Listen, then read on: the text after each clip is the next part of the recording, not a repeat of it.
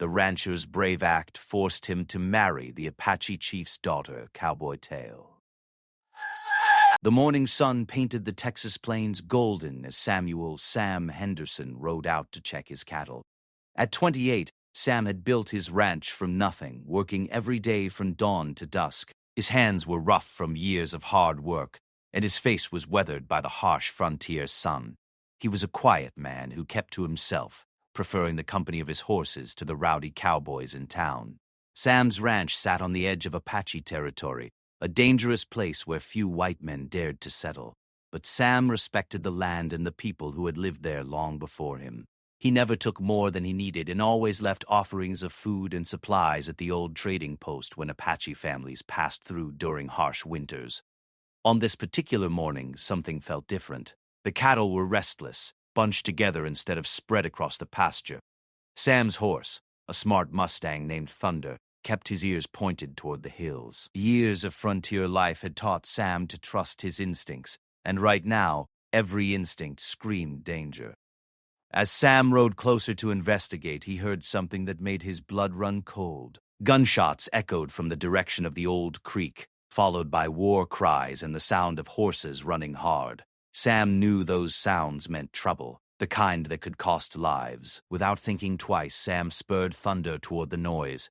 As he crested the hill overlooking the creek, he saw a sight that made his heart pound. A small Apache band was under attack by a group of rough-looking white men.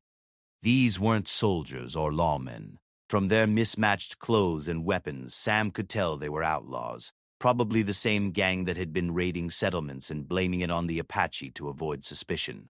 The Apache were badly outnumbered. Sam counted at least 12 outlaws against only 4 Apache warriors. Worse yet, the Apache were protecting what looked like women and children huddled behind the rocks near the creek. The warriors were running low on arrows, and their horses had been scattered by the initial attack. Sam faced a choice that would change his life forever. He could ride away, mind his own business, and let whatever happened, happen. Most white men would have done exactly that. The Apache weren't his people, and getting involved could make him enemies on both sides. But Sam Henderson wasn't most men. He'd grown up hearing stories from his grandfather about honor and doing what was right, even when it was dangerous. His grandfather had fought in wars and always said that a man's character was measured not by what he did when people were watching, but by what he did when nobody would ever know. Sam pulled his rifle from its saddle holster and checked his ammunition. He had enough bullets, but he would need to be smart about this. 12 against 1 weren't good odds, even for an experienced frontiersman like himself. The outlaws had taken position behind fallen logs and rocks, using them as cover while they picked off the Apache warriors one by one. Their leader, a big man with a black beard, was shouting orders and laughing as if the whole thing was just a game to him. Sam circled around to get a better position. He needed to even the odds quickly before the Apache warriors were overwhelmed. Moving carefully through the scrub brush, he got close enough to hear the outlaws talking. "Just a few more minutes and we'll finish them off," the bearded leader was saying. "Then we can take whatever they got and blame the whole mess on them when the cavalry comes asking questions." "What about the women and kids?" another outlaw asked. "What about them? Dead Apache don't tell tales."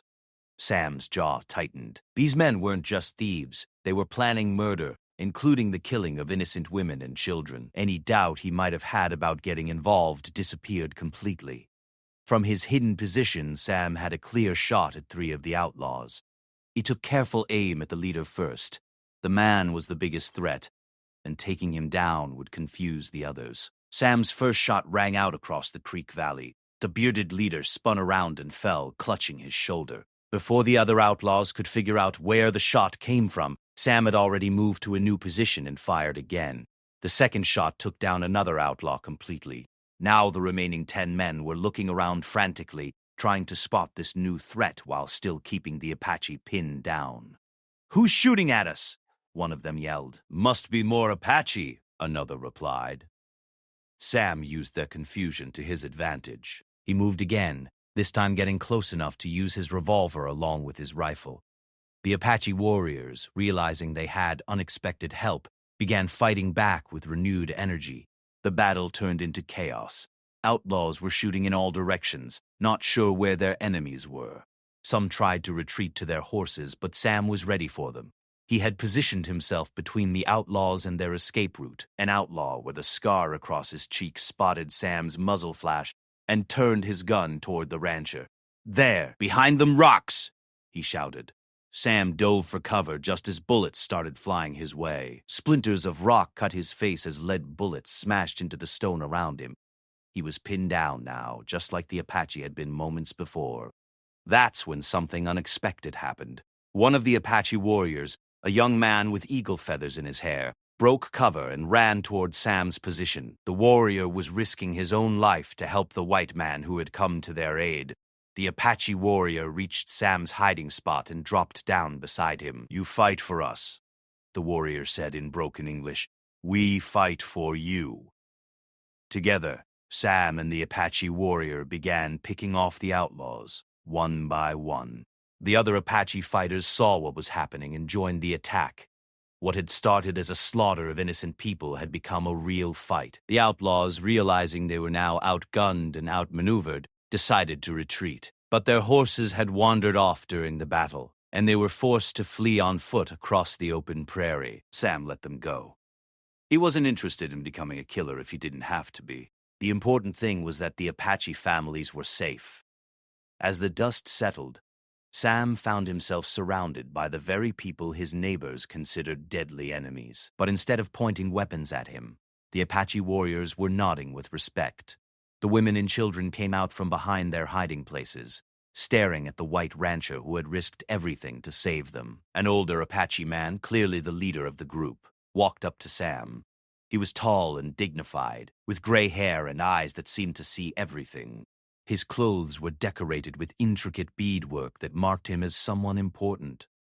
"You saved our people," the old man said in perfect English, much better than the young warrior who had fought beside Sam. "You could have ridden away, but you chose to fight for us.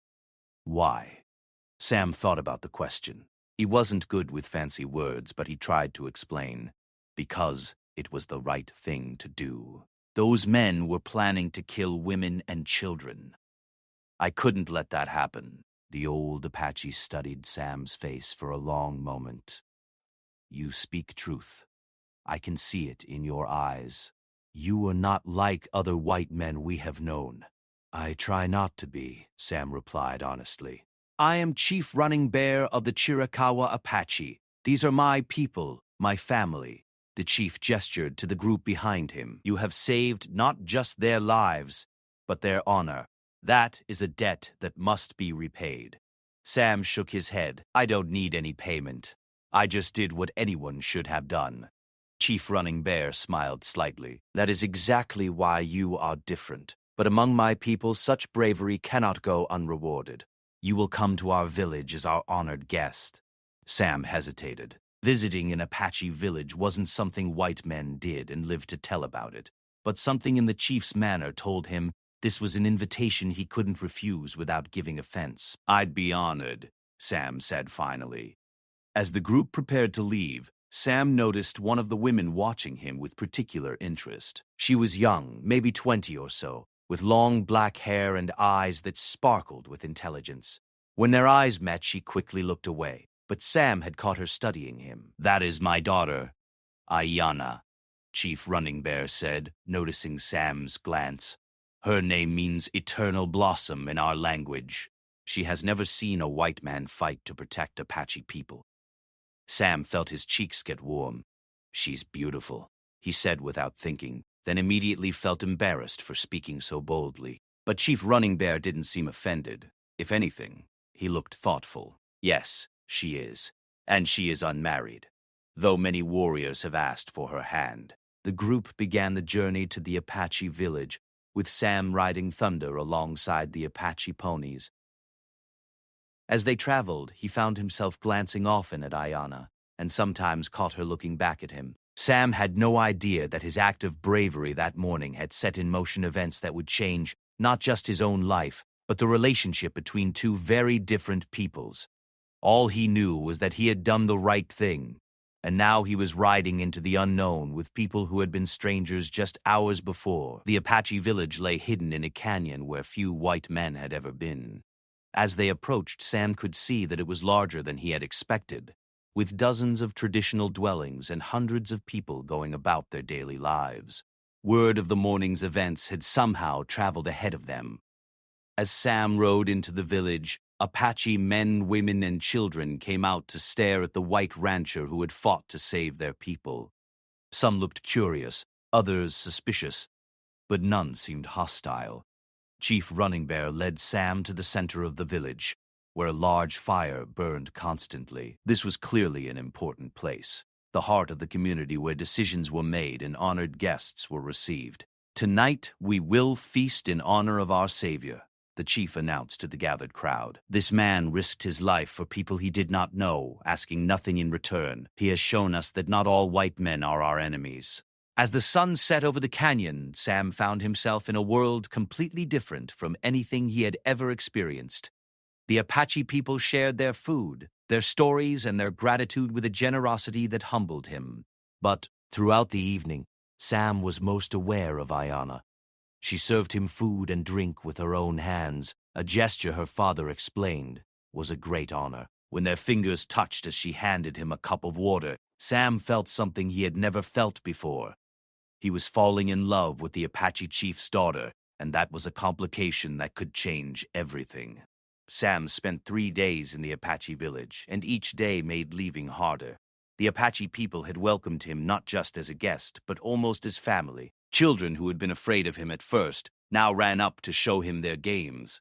Warriors who had initially watched him with suspicion now invited him to join their hunting parties. But it was Ayanna who made the biggest impression on Sam's heart.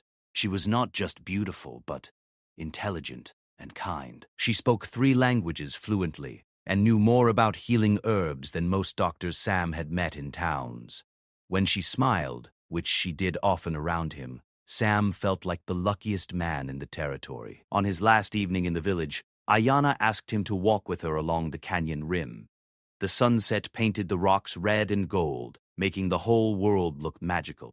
"You will leave tomorrow," she said, as they stopped to look out over the valley below. "I have to," Sam replied, though saying it felt like swallowing stones. "My cattle need tending, and I've got work waiting. Will you come back?" she asked, and Sam heard something in her voice that made his heart race. "Would you want me to?" Instead of answering with words, Ayanna did something that shocked Sam completely. She reached over and took his hand in hers. Among her people, this was a bold gesture that could mean only one thing. "I have never felt about any man the way I feel about you," she said quietly. "You risked everything to save people you didn't even know. That tells me who you really are inside." Sam squeezed her hand gently. "I feel the same way about you. But Ayanna, I'm a white man and you're Apache. Your father might have been kind to me, but that doesn't mean he'd welcome me as a son-in-law." Ayanna's eyes sparkled with mischief. "My father is wiser than you think. Why do you believe he invited you to stay so long? Why do you think he's had me serve your meals and show you our ways?" The realization hit Sam like a lightning bolt. "You think he's been testing me?" "I think he's been letting nature take its course," Ayanna replied. "He knows his daughter's heart, and he's been watching yours." That night, Sam barely slept. The next morning, as he prepared to leave, Chief Running Bear pulled him aside for a private conversation. "My daughter cares for you," the chief said without any introduction. "And unless I'm mistaken, you care for her as well." Sam decided to be honest. "I do, sir. More than I ever thought possible." "Then we have a problem," Chief Running Bear continued. "In our culture, a man who wishes to marry must prove himself worthy. But you have already done that by saving our people. The problem is not with my people accepting you. The problem will be with your people accepting her." "I don't care what other white people think," Sam said quickly. "You say that now, but you haven't lived it yet. If you marry my daughter, you will be caught between 2 worlds. Some white people will call you a traitor. Some Apache may never fully trust a white man, even one married to our chief's daughter. Are you prepared for that kind of life? Sam thought about it seriously. The chief was right. Marrying Ayanna would make him an outcast in many ways. But the alternative was living without her, and that felt impossible. Yes, Sam said firmly. I'm prepared. Chief Running Bear studied Sam's face for a long time. Finally, he nodded. Then you have my blessing to court my daughter properly. But there are conditions. Name them. First, you must spend one full moon cycle living among us, learning our ways completely. If you can adapt to our life, it will show that your feelings are real and lasting. Agreed, Sam said immediately. Second, when that time is finished, you must return to your own world for another full moon cycle. You must see how it feels to live as a white man who loves an Apache woman. You must face the hatred and suspicion you will encounter. If you still want to marry Ayanna after that, then we will talk again. This condition was harder, but Sam understood the wisdom in it. Agreed. Third, if you do marry my daughter, you must promise that any children you have will know both cultures. They must be proud of their Apache blood as well as their white blood. I promise, Sam said without hesitation. Chief Running Bear smiled for the first time since the conversation began. Then go home for now. Make arrangements for your ranch. Return in 1 week, and we will begin your true education in Apache ways. Sam left the village with a heart full of hope and excitement, but also with a growing understanding of how complicated his life was about to become. The ride home gave him plenty of time to think about what he was getting into. His ranch felt strange and empty after the warm community life of the Apache village. That first night alone in his cabin, Sam realized how lonely his old life had really been. He had thought he was content with just his cattle and his horses, but now he knew he wanted so much more. The week passed slowly as Sam made arrangements for his ranch. He hired 2 reliable hands to look after the cattle while he was away, and he stocked up on supplies that might be useful gifts for his extended stay with the Apache. But Sam's plans were interrupted by unexpected visitors. 3 days before he was supposed to return to the village, a group of riders approached his ranch. Sam recognized them as local ranchers and the sheriff from the nearest town. "Henderson!" Sheriff Blake called out as the men rode up to Sam's cabin. "We need to talk." Sam came out to meet them, but he could tell from their faces that this wasn't a friendly social call. "What can I do for you, gentlemen?" Sam asked, keeping his voice calm. "You can tell us why you've been consorting with Apache savages," said Marcus Webb, owner of the largest ranch in the area. Webb was a hard man who had made his fortune by grabbing as much land as possible and driving off anyone who got in his way. "I don't know what you're talking about," Sam replied, though he suspected exactly where this was heading. Sheriff Blake spoke up. "We got word that you were seen riding into Apache territory with a war party. That true?" Sam chose his words carefully. "I encountered some Apache people who were in trouble. I helped them out." "Help them how?" Webb demanded. "They were being attacked by outlaws. I drove the outlaws off." The men exchanged glances that told Sam this conversation was not going to end well. "So you admit you took sides with Apache against white men?" Webb continued. "I took sides with innocent people against murderers and thieves," Sam corrected. "Those weren't law-abiding white men. They were criminals planning to kill women and children." Sheriff Blake looked uncomfortable. He was an honest man who tried to do his job fairly, but he was also under pressure from influential people like Webb. "The thing is, Henderson," the sheriff said, "we're getting reports of increased Apache activity in the area. Folks are scared. And now we hear that one of our own ranchers is fraternizing with them. That makes people nervous. People should be more nervous about outlaw gangs than about Apache families," Sam replied. Webb's face turned red with anger. "Those Apache are all the same. They're savages who need to be driven out or wiped out entirely, and any white man who sides with them is a traitor to his own race." Sam felt his own temper rising, but he forced himself to stay calm.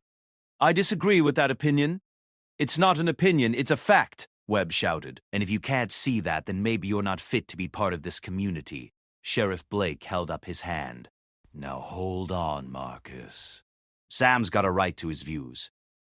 Not when those views put the rest of us in danger, Webb replied. Sheriff, I'm telling you officially that I consider Henderson a threat to the safety of every white family in this territory. Sam realized that his relationship with Ayanna was going to cause problems even sooner than he had expected, but he also realized that his feelings for her were strong enough to face whatever came. Gentlemen, Sam said quietly, I've done nothing illegal, and I don't plan to. But I also don't plan to let you or anyone else tell me who I can and can't associate with. Even if those associates are murdering savages, Webb demanded. The only people I've seen planning murder lately were the outlaws I drove off, Sam replied, and they were all white. The tension in the air was thick enough to cut with a knife. Sheriff Blake sensed that the situation was about to explode into violence. All right, that's enough, the sheriff said. Sam, you're not accused of any crimes, and as long as you don't commit any, you're free to live your life as you see fit. Marcus, you and your boys need to head home before this gets out of hand. Webb pointed a threatening finger at Sam. This isn't over, Henderson. You're making enemies of people you can't afford to cross. After the men rode away, Sam stood in his yard thinking about what had just happened. He hadn't even married Ayanna yet, and already people were treating him like an outcast. Chief Running Bear had been right about the challenges they would face. But instead of discouraging Sam, the encounter made him more determined than ever. If these were the kind of people who would judge him for doing the right thing, then maybe being an outcast from their community wasn't such a bad thing after all.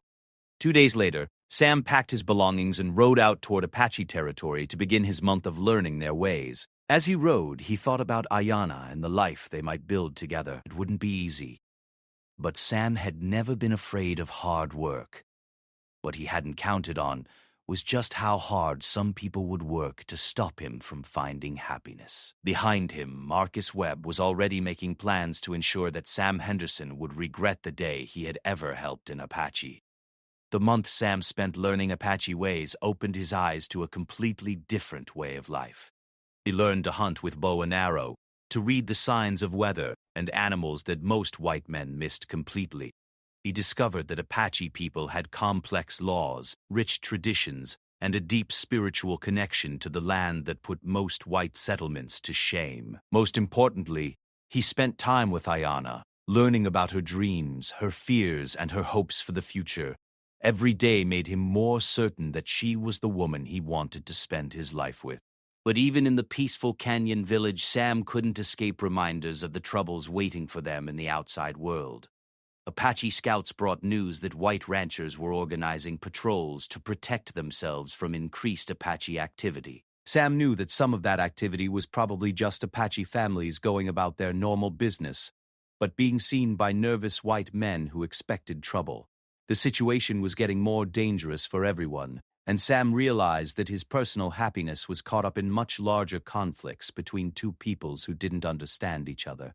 As his month in the village neared its end, Sam knew he was about to face the hardest test of all. He had to return to the white world and see if he could still live there while loving an Apache woman. Based on his encounter with Webb and the others, Sam suspected it was going to be even more difficult than Chief Running Bear had warned.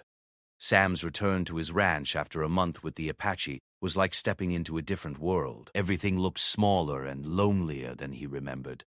His hired hands, Jake and Pete, had done good work maintaining the property, but they greeted him with worried faces. "Boss, we got some problems," Jake said as soon as Sam dismounted. "Webb's been spreading stories about you all over the territory. Says you've gone native and can't be trusted." Pete nodded grimly. "Word is he's trying to get the territorial governor to declare you a security risk. And there's talk of forming a vigilante committee to deal with Apache sympathizers." Sam felt a chill that had nothing to do with the weather. "Any trouble here while I was gone?" "Not yet, but we've seen riders watching the place from the hills. Could be outlaws. Could be Webb's men. Hard to say." That night, Sam lay in his bed thinking about everything Chief Running Bear had said. The old chief had been right about the challenges of living between two worlds. Sam was finding out just how hostile his own people could be when they thought he had betrayed them. Over the next few days, the pressure increased. The local store owner, who had always been friendly, now seemed nervous when Sam came to buy supplies.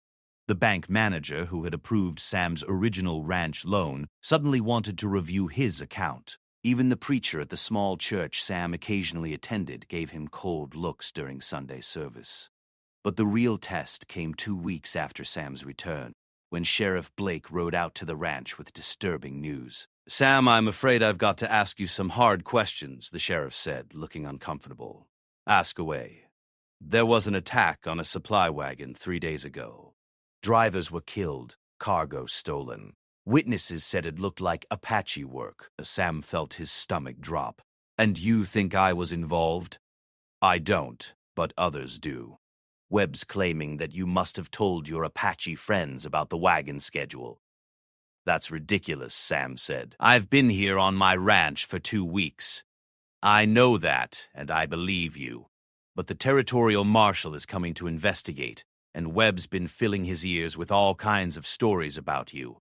Sam realized that his enemies were closing in. If the territorial marshal decided he was a threat, Sam could lose his ranch, his freedom, and any chance of a future with Ayanna. "Sheriff, I need you to know something," Sam said. "I did spend time with Chief Running Bear's people, but I never gave them any information that could hurt white settlers. Those Apache I met are peaceful people who just want to live their lives. I believe you, Sam, but believing you and proving you're innocent are 2 different things." That evening, Sam sat on his porch trying to decide what to do. He could run, abandon everything, and disappear into Apache territory permanently. Or he could stay and fight the accusations, knowing that the deck was stacked against him. While he was thinking, he noticed a horse approaching in the gathering dusk. As the rider came closer, Sam was amazed to see Ayanna. She was alone, riding a fast Apache pony, and she looked worried. "Ayanna, what are you doing here? It's dangerous for you to be in white territory alone." She dismounted quickly. "I had to come. My father sent me with a warning. There are white men planning to attack our village. They think we were involved in killing those wagon drivers." Sam's blood ran cold. "When?" "Tomorrow night. My father's scouts saw them gathering. At least 30 men, heavily armed." Sam's mind raced. If Webb and his vigilantes attacked Chief Running Bear's peaceful village, it would be a massacre. Women and children would die, including people who had saved Sam's life and welcomed him as family. "I have to warn them," Sam said. "My father knows already. He's preparing to move the village to safety. But Sam, there's something else. The men planning the attack were talking about you. They planned to blame the wagon attack on you, saying you were the one who told the Apache about it." Sam realized he was being framed. Webb wasn't just trying to drive him away anymore. Webb was trying to destroy him completely. "Ayanna, you need to get back to your people right away. If those men see you here, it will make everything worse." But Ayanna shook her head. "I'm not leaving you to face this alone. Whatever happens, we face it together." Sam looked at this brave, beautiful woman who was willing to risk everything for him, and he made a decision that would change both their lives forever. "Then we need to stop this before it starts," he said. "I know where Webb and his men will be gathering. If I can get there first, maybe I can prevent a war." "How?" "By giving them what they really want. Me." Sam's plan was simple but dangerous. He would ride to the meeting place where Webb's vigilantes were gathering and offer to turn himself in to the territorial marshal in exchange for them leaving the Apache village alone. It was a desperate gamble, but it was the only way he could see to prevent a massacre. Ayanna insisted on coming with him, despite Sam's protests. "If you're going to sacrifice yourself for my people, then I'm going to be there to make sure you don't sacrifice yourself for nothing." They rode hard through the night toward the old abandoned mine where Sam knew Webb held his secret meetings. When they arrived, they could see campfires and hear the voices of many men. Sam counted at least 40 riders, far more than Ayanna had reported. Sam and Ayanna left their horses hidden in the trees and crept closer to listen to what was being planned. Webb was standing in the center of the gathered men, giving what sounded like a speech. "Tomorrow night we end the Apache problem in this territory once and for all. We hit their village hard and fast. and we don't leave any witnesses to tell lies about what happened." "What about Henderson?" one of the men asked. "Henderson's going to have an unfortunate accident while resisting arrest for treason," Webb replied with a cold smile. "The territorial marshal will find his body along with evidence that proves he was working with the Apache all along." Sam felt Ayanna tense beside him. These men weren't just planning a raid. They were planning murder and massacre, and they intended to cover it up by framing Sam. "We need to get word to the territorial marshal," Sam whispered. "He needs to know what Webb is really planning." But as they started to creep away, disaster struck. A loose stone rolled under Sam's foot, making a small noise that seemed to echo like thunder in the quiet night. One of the guards Webb had posted heard it and raised the alarm. "Someone's out there!" Within seconds, Sam and Ayanna were surrounded by angry, armed men. Webb walked over with a look of satisfaction on his face. "Well, well, Sam Henderson and his Apache woman. This is even better than I hoped." "Webb, you're making a mistake," Sam said, trying to stay calm. "The territorial marshal isn't going to believe your lies when he investigates." Webb laughed. "The territorial marshal is going to find exactly what I want him to find. A traitor and his savage girlfriend, shot while trying to warn their Apache friends about our justice mission." Ayanna spoke up for the first time, and her voice was steady and strong. "You are the savage here. My people never planned to attack your wagon. We are peaceful people who want only to be left alone. Save your lies for someone stupid enough to believe them," Webb snarled. "Tie them up. We'll deal with them after we finish the Apache." But Sam had one more card to play. As Webb's men moved to tie him up, Sam shouted as loud as he could, "Sheriff Blake, I know you're out there." Webb's planning to murder the territorial marshal too. It was a bluff, but it worked. The men hesitated, looking around nervously. Webb's face went white with rage. "He's lying. There's no one else here." But Sam had planted a seed of doubt. These men were willing to raid Apache villages and even kill Sam, but most of them weren't prepared to murder a territorial marshal. They started looking at Webb with suspicion. That moment of doubt was all Sam needed. He broke free from the men holding him and tackled Webb to the ground. As they fought, Ayanna grabbed a burning branch from the fire and swung it at the other men, keeping them back.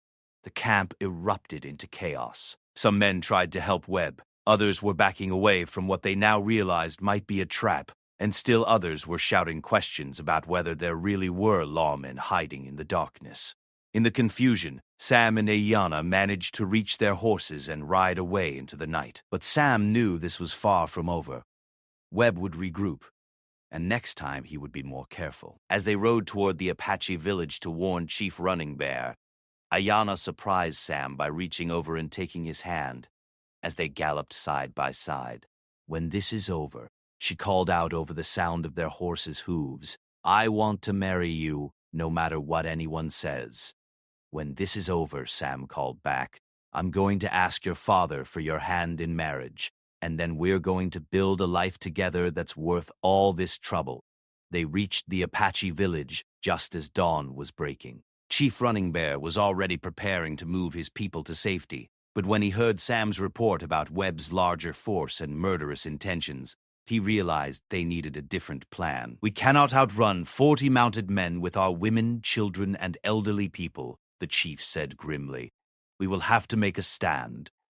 "Not necessarily," Sam said. "I think I know a way to stop this without anyone getting killed." Sam's plan was bold and risky, but it was their best hope. He would ride to the territorial marshal's camp and tell him everything that had happened, including Webb's plan to murder federal officials. The marshal would have to investigate, and that would buy time for the Apache to escape to safety. But Chief Running Bear had a different idea. "No, my friend, you have already risked enough for my people. It is time for us to take care of ourselves." The old chief called together his war council, and they made a decision that surprised everyone. Instead of running or fighting, they would ride to the territorial marshal themselves and demand protection under federal law. "You see, Sam," Chief Running Bear explained, "my people are not just Apache. We are American citizens with rights under the law. It is time we demanded those rights." The next day, an amazing sight greeted the territorial marshal as he rode toward the area where reports said Apache raiders were hiding. Instead of finding warriors preparing for battle, he found Chief Running Bear and 30 of his people waiting calmly beside the main road, all dressed in their finest traditional clothing. "Marshal," Chief Running Bear said in perfect English, "I am Chief Running Bear, and these are my people. We understand you are investigating an attack on a supply wagon. We have come to tell you that we had nothing to do with that attack, and to request protection from a group of vigilantes who plan to murder us tonight." The marshal, a fair-minded man named Tom Bradley, was completely taken aback. He had expected to find hostile savages, not dignified people speaking calmly about their legal rights. Sam rode up just as Chief Running Bear finished speaking. "Marshal Bradley, I can confirm everything the chief just told you. I witnessed Marcus Webb planning to attack this village and kill everyone in it, including women and children." Marshal Bradley listened carefully as Sam and Chief Running Bear told him the whole story. When they finished, the marshal was quiet for a long time. "This is a serious accusation," he said finally. "If what you're telling me is true, we are talking about conspiracy to commit murder and possibly treason." "It's all true," Sam said. "And if you investigate the wagon attack properly, I think you'll find it was done by the same outlaws I drove off when I first met these people." Marshal Bradley made his decision. "Chief Running Bear, I'm placing you and your people under federal protection while I investigate these charges. Mr. Henderson, I'll need you to testify about what you witnessed." That evening, instead of a massacre, the territory witnessed something unprecedented. Federal marshals arrested Marcus Webb and 12 of his followers for conspiracy to commit murder. The real wagon attackers were found and arrested 2 days later. They turned out to be the same outlaw gang Sam had fought weeks earlier. With the threat removed and the truth revealed, Sam finally felt free to ask Chief Running Bear for Ayana's hand in marriage. "You have more than proven yourself worthy of my daughter," the chief said with a smile. "But I must warn you, married life will be much more challenging than anything you've faced so far." Sam and Ayana were married in a ceremony that combined both Apache and Christian traditions. Sam's few remaining white friends attended alongside hundreds of Apache guests. It was a celebration that marked not just the union of two people, but the beginning of a new understanding between two cultures. They built their new home on Sam's ranch, but it became a place where both cultures were welcome. Apache families would stop there for rest and supplies during their travels. White settlers who were curious about their Apache neighbors could come and learn that they had nothing to fear. Sam and Ayana had 4 children together, and just as Sam had promised Chief Running Bear, they were raised to be proud of both their Apache and their white heritage. The children grew up speaking 2 languages, knowing 2 sets of traditions, and serving as bridges between 2 worlds. Years later, when Sam was an old man, people would ask him if he ever regretted the choice he had made that morning when he saw the Apache under attack. Sam would always smile and look over at Ayana, still beautiful after all their years together. "Regret it?" he would say. "That was the day my real life began." The ranch prospered and became known throughout the territory as a place where people of all backgrounds were welcome. Sam's original act of bravery had indeed forced him to marry the Apache chief's daughter, but it had also forced him to become a better man than he had ever imagined he could be. And in a time and place where hatred between races was common, Sam and Ayana's love story became proof that understanding and respect between different peoples was not only possible, but could create something more beautiful than either culture could achieve alone.